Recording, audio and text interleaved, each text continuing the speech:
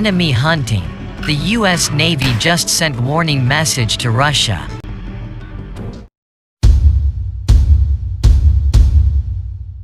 Marine hunting planes, surveillance assets and a heavily armed U.S. destroyer all recently conducted combat exercises and air defense missions with allies in the Black Sea. This exercise demonstrated once again that despite all of the attention now being paid to a possible Chinese threat in the Pacific, deterring Russia is still very much on the radar as an operational priority for America and its partners. The USS Donald Cook, an Arleigh Burke-class destroyer homeported in Rota, Spain, recently conducted air defense training with North Atlantic Treaty Organization or NATO Air Command. Afterward, the warship stopped for fuel and Thanksgiving in Varna, Bulgaria, according to a Navy report which cited the importance of deterrence in the region. The U.S. Navy routinely operates in the Black Sea to work with NATO allies and partners, including Bulgaria, Georgia, Romania, Turkey, and Ukraine.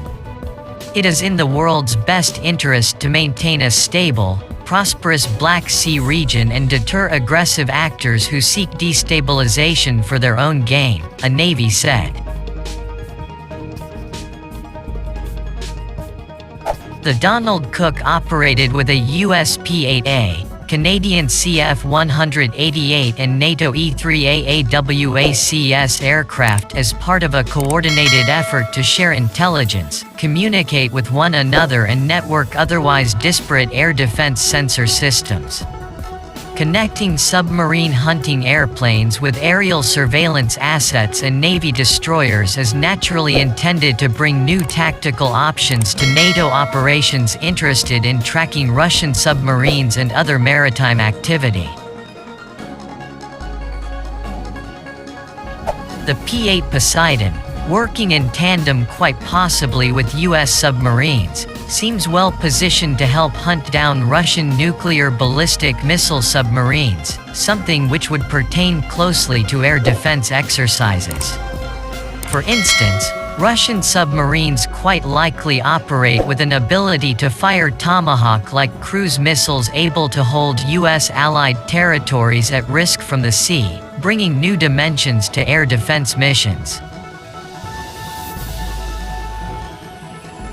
Not only is the P-8's a 564 miles per hour speed considerably faster than the P-3 Orion it is replacing, but it can operate on 10-hour missions at distances up to 1,200 miles.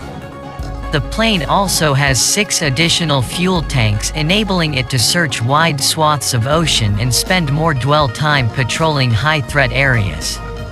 More dwell time capacity, fortified by high speeds, better enables the Poseidon to cover wide areas in search of otherwise hidden Russian subs.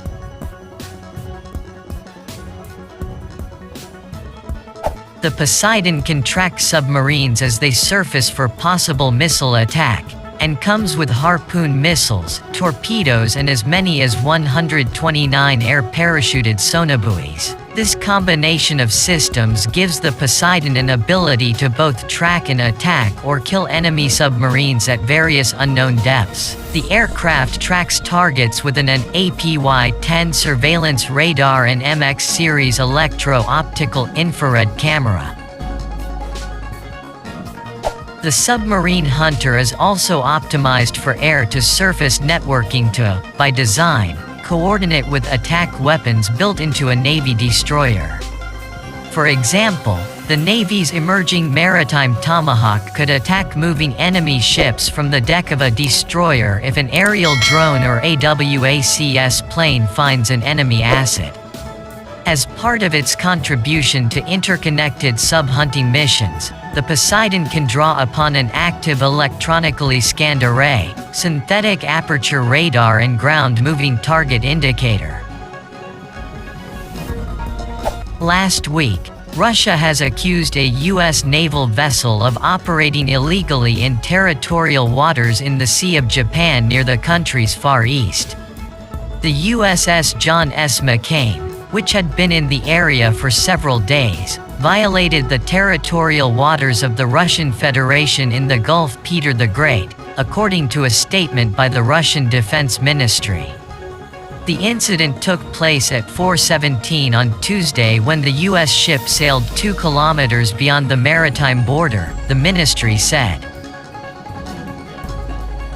The Admiral Vinogradov of the Russian Pacific Fleet sent a warning to the American destroyer, threatening to use a ramming maneuver to chase the violator out of its territorial waters, the statement added. The U.S. vessel is said to have immediately returned to neutral international waters. The Admiral Vinogradov was continuing to observe its movements and another vessel was dispatched to the area.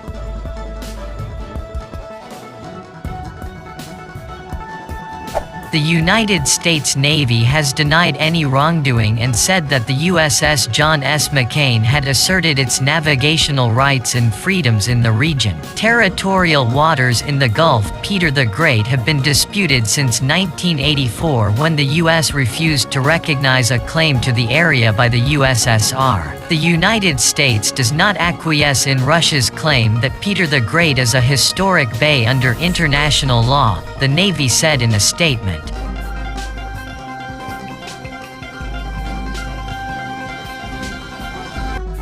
The United States has said that Russia's statement about the mission is false and that the USS John S. McCain was not expelled from the waters. McCain conducted this freedom of navigation operation in accordance with international law and continued to conduct normal operations in international waters. The operation reflects our commitment to uphold freedom of navigation and lawful uses of the sea as a principle, and the United States will never bow in intimidation or be coerced into accepting illegitimate maritime claims, such as those made by the Russian Federation.